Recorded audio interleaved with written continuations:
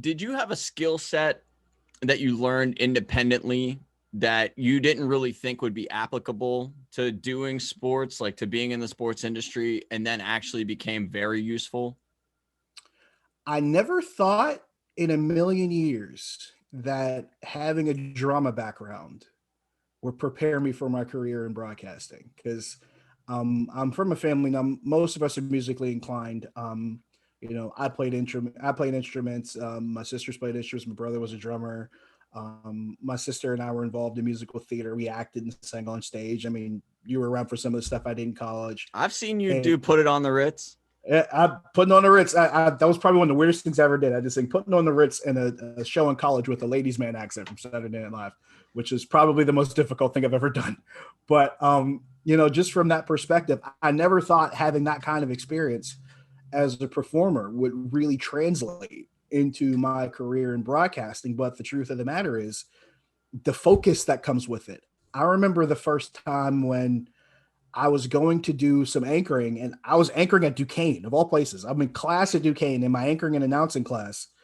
And I actually wasn't freaked out. I wasn't nervous because I remember being nervous. I performed at the Benedum Center, at the Kelly Awards as a freshman in high school. That's pressure. That's freaking out. You're like, wait a minute. I'm at the freaking Benedum here about to perform for this award show.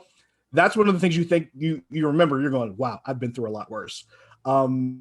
Just stuff like that goes through your mind, and you remind yourself like you've been through some things here and there. You've dealt with stage fright before. You've dealt with just the dynamic of being in front of hundreds if not thousands of people, and it kind of helps you shrink the moment down. And I've had people ask me, how do you not get nervous when you're anchoring or you're reporting?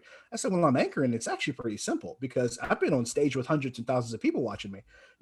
When I'm doing TV, I'm in a studio with maybe at the most 4 people, but it's me, 3 or 4 people in the room with me and a camera. It's the easiest thing I have to do because literally all I have to do is look at the camera and talk to the camera. That's it. Yeah. I'm not trying to sing the entire set list of guys and dolls here on stage in front of hundreds of people. I'm sitting here telling you about whether or not the Penguins won or not, or who had the most strikeouts in the Pirate game. And I'm doing it facing a camera, and I'm not doing it in front of people asking me questions all at the same time or cheering or applauding while I'm doing it. It's a lot different by comparison. So it allowed me to scale that whole thing down. And you hear people talk about, shrinking the moment, or if you've ever seen For Love of the Game with Kevin Costner, he talked about clearing the mechanism. Yep. That helped me do that as a performer because it reminds you like, hey, it's a big moment, but you're here for a specific purpose. Shrink it down, focus on what you have to do. And I never thought that kind of background would help me that much, but it's made all the difference.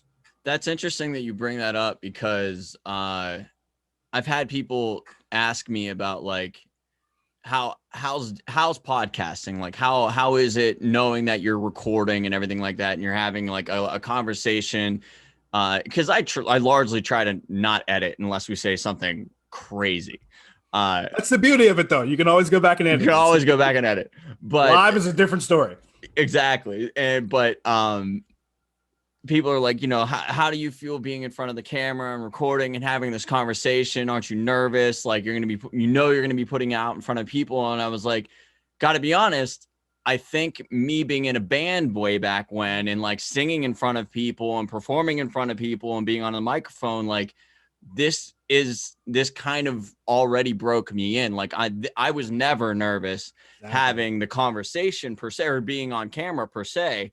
It was the fact that I didn't know how to interview somebody, or that like I didn't exactly know the ins and outs of interviewing, which I need to give you some props for, because we had a chat over last summer that really changed the way I did this, because you told me that like, it's about getting them to tell the story. It's about asking them something that has like meat to it, instead of like looking for basically me providing all the context and them like answering whether they agree or disagree or something like that, like, or giving a small answer rather than like set them up to tell something with like a bunch of context that, like, along with it. So I have to give you props for that, because that definitely helped me.